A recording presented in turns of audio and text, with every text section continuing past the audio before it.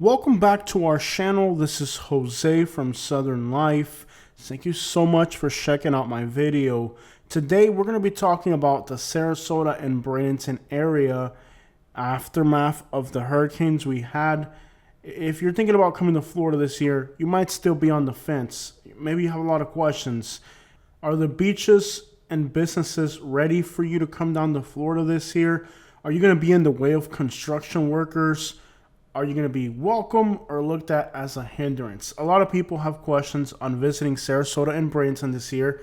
So if you're thinking about taking a flight to the Sarasota-Bradenton International Airport, or if you're driving down here, I hope today's video will be very informative and give you a full update on what's actually going on in Sarasota and Bradenton. So if you're thinking about getting on an airplane and coming down to see us, I hope that today's video will be very informative. Perhaps you have a lot of questions about the beaches. Are they open?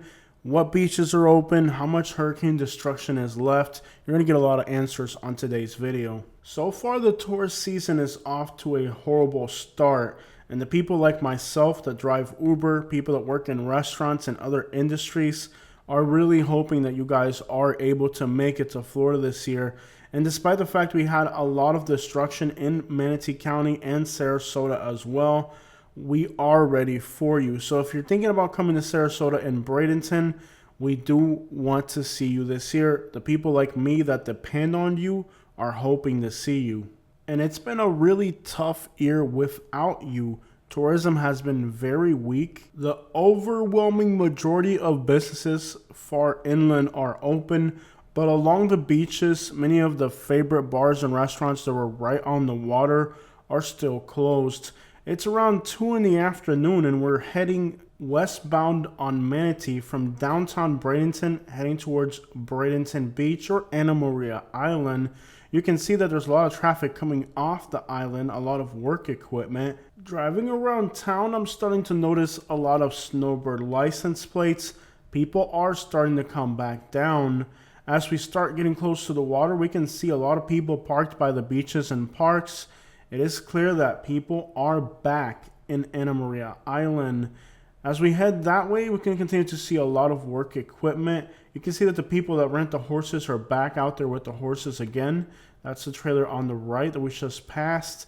You can see people fishing, walking their dogs. People are actually hanging out. Despite the fact we're not to the ocean yet, you can tell that the water clarity is pretty good on the backwater. Plenty of work equipment coming off the island. There's still a lot of work to be done on Anna Maria Island, and that's obvious by the amount of trucks and equipment coming off the island. Now this is around 2 o'clock. Later in the day, getting off the island becomes a nightmare.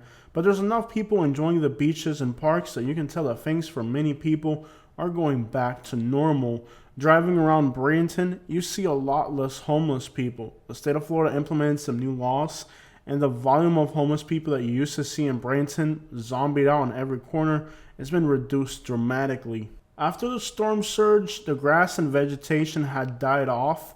You can see that the grass is green again, and all the vegetation is starting to look green again. The salt water just about kills everything it touches, so for a while it kind of looked all burnt up, but you start to see now the beautiful rich green colors that we'd expect. And this is after a few cold snaps, so the vegetation is definitely starting to look more attractive. On this particular day, the temperature got close to 80 degrees, and that's nice enough to go out to the beach. That's why I decided to go there myself. About 80 or 90% of the workers working along the highways appear to be undocumented workers, perhaps from Guatemala or Central America. Now, I live off of Highway 70, and that's a state road, and it's being repaired right now as well with an extension project, and I would say 70 to 80% of the people working are undocumented. After the state's immigration laws of 1718, a lot of the undocumented workers went from working in private companies to working for the state, so it'll be interesting to see now what's going to happen with all these construction projects, considering that most of the workers are undocumented. As we approach the second bridge, it's a drawbridge. It was up, so we had to wait for the bridge to go up and down. Usually takes about 5 to 10 minutes. After the drawbridge closes, we're finally heading towards Manatee Beach. You can tell that the backwaters are very clear. You can even make out the details of the crab traps that you can see in the water. So this is a really good sign that the water clarity here looks good. I'm excited now to see what the Gulf waters are going to look like. Hopefully they are as beautiful and clear as the backwaters, which seem especially clear. Now, since the hurricane, the water clarity has not been the same. And south of us, the red tide has made the water look even disgusting. So at this point, I'm kind of curious and excited to see what the water will look like on the beaches. As we pull into the Manatee Beach parking lot, we can already see a crowd starting to draw, trying to exit the island. A lot of these cars have out-of-state license plates, so these are people vacationing in Florida. As I pull into the Manatee Beach parking lot, I'm wondering if I'm going to find a parking spot. I can make out right behind that gray van, there's one spot available, and this is a really great place to park. Unfortunately, the car in front of me noticed it first, and it made a last-minute turn for it. But I was really excited to see the beach is packed again. You can see some heavy equipment right there and some trees that are getting cut down, so there's still a lot of busy things going on. Lucky for me, I was able to find a parking spot. It was kind of tight, especially with a big pickup truck like mine.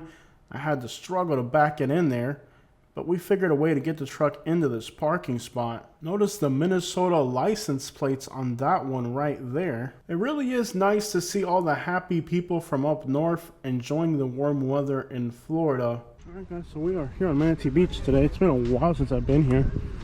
Combination of a lot of different things, from red tide. Ooh, they're shaping this whole thing up. Take a look here. They got the whole tree cut. The big pine tree that was here, they cut it. So a lot of stuff going on.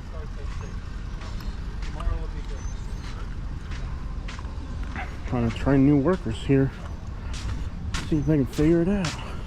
It's still a little cool. It's not exactly the warmest day, but for me this time of year it's fine. I think at some point today we'll get close to 80 degrees. So there is red tide out in the Gulf, but today I'm not sure if it's in this particular area. I definitely don't smell any red tide, but there are little blooms of red tide all along the Gulf Coast. They said on the news that there's a bloom outside of Fort Myers about the size of Cape Coral. I would see literally nobody in the water. People are on the beach, but they are not in the water. And today is a weekday, so it's not going to be too crazy. Yeah, there's room for improvement on the water quality. So literally lots of people on the beach, but almost nobody in the actual water. It's just too cold. There's some water clarity, but it's not like what you would expect. Since the hurricane, the water quality just hasn't got back to what it used to be.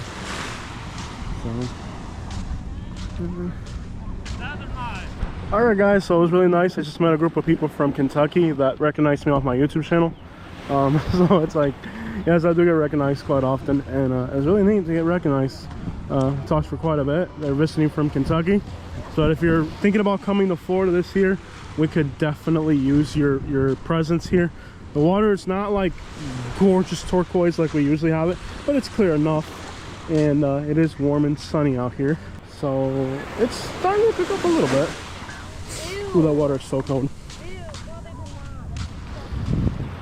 So yeah, people are hanging out here. Literally not, there's one person in the water, like literally. Everybody else is just hanging out on the sand. Feels great to be out here, and a lot of the restaurants along the coast are still in recovery mode. Gosh, I hope it warms up enough where people can go for a swim. So I'll show you guys what everything looks like. Water's looking nice, pretty clear. It's not dirty. It's we need tourists to come back, y'all. But unfortunately, a lot of people that are vacationing tell me that, you know, a lot of restaurants are still closed. Let's go for a drive on the island and see what we can see out here. It is still a beautiful sunny day out here. But the good thing is that you cannot smell the red tide. Some parts of the Gulf have it, some parts don't. So I guess if we ventured down here, FWC publishes a daily red tide sample map. So I guess if you came down, you could keep an eye on where the map is at. And you can always run 30 minutes down the beach to a place that doesn't have it.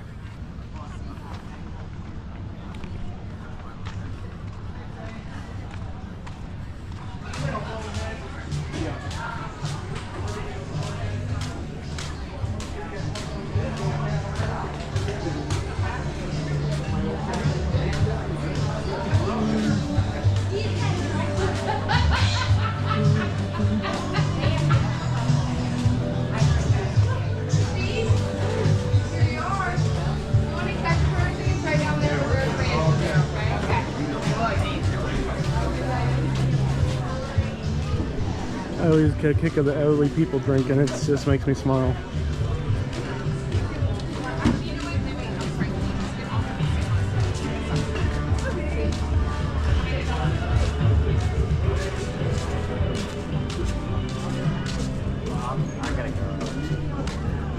They trimmed up the big Tritos here.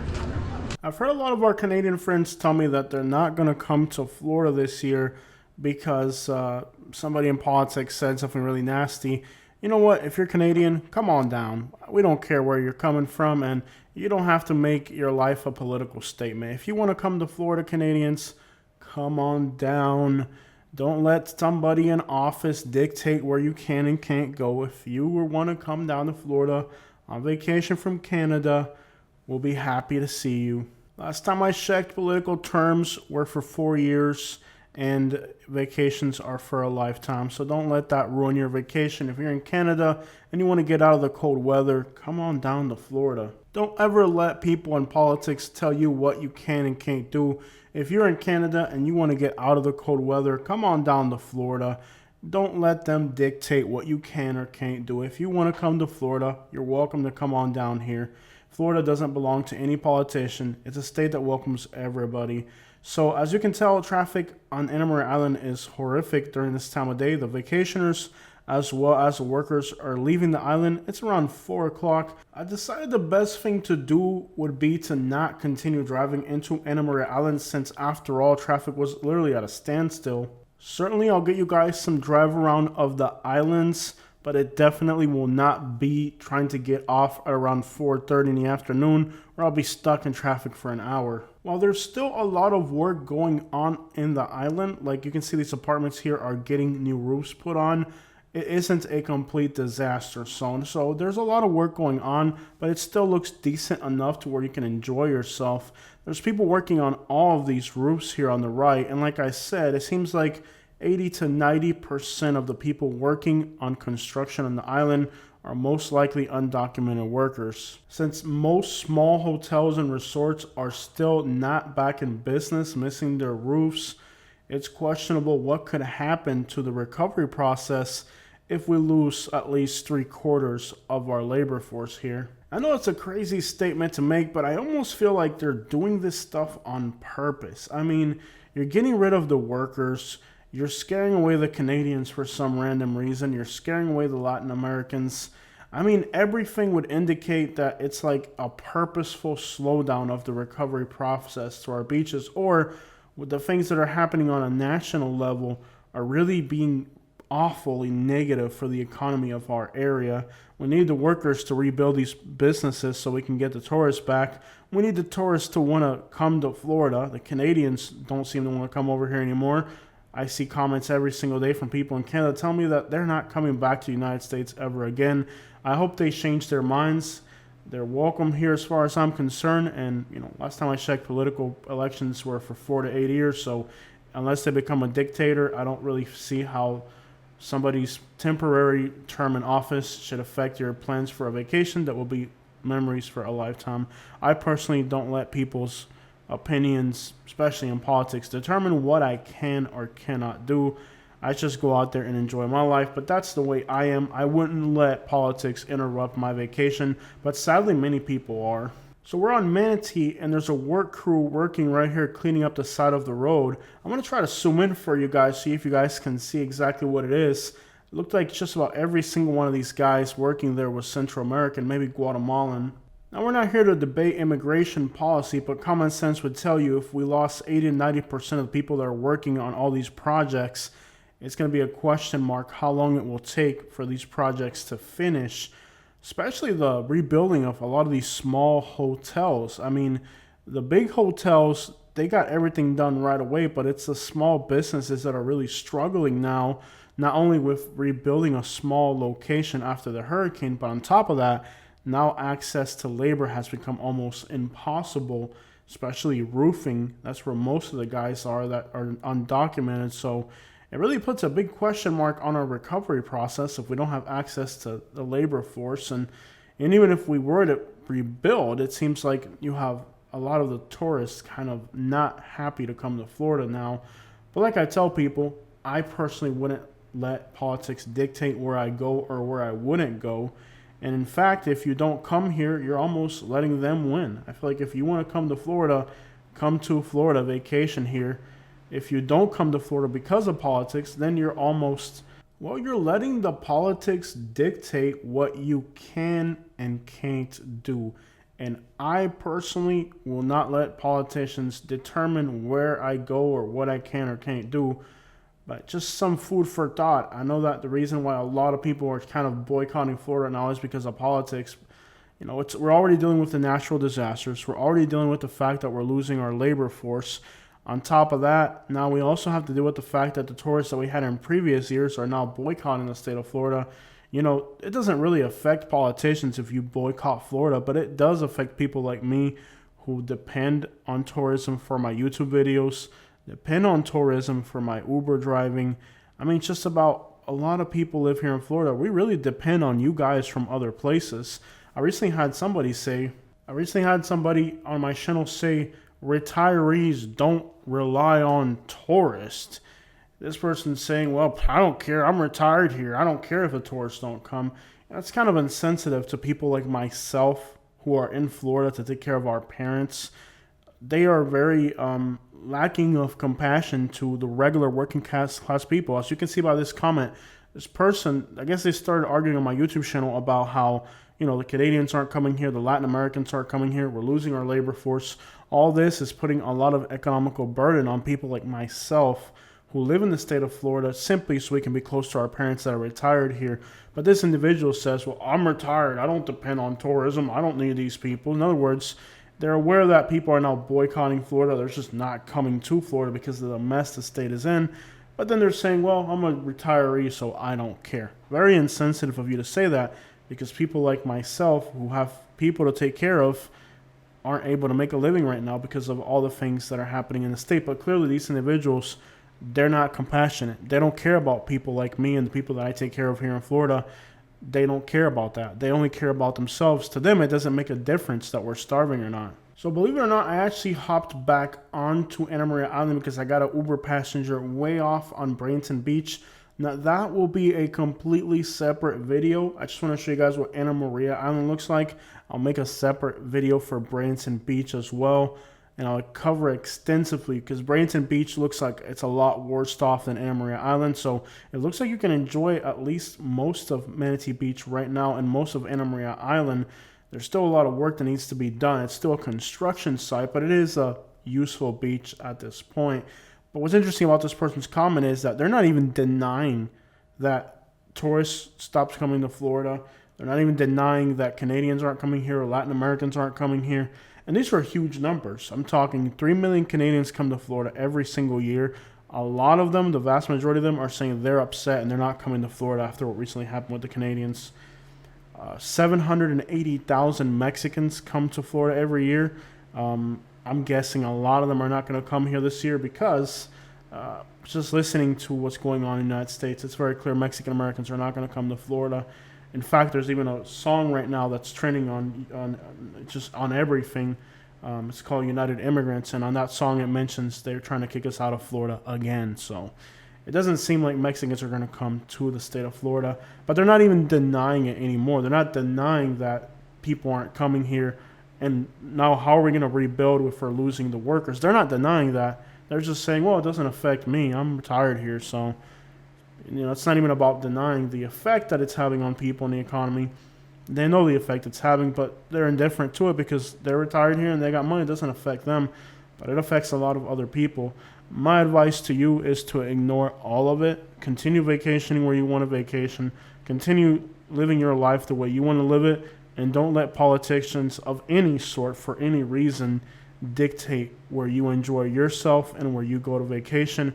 Because those people, they live in beachside mansions in 7 different states. If one beach town gets destroyed, they go to the next. It doesn't affect the politicians.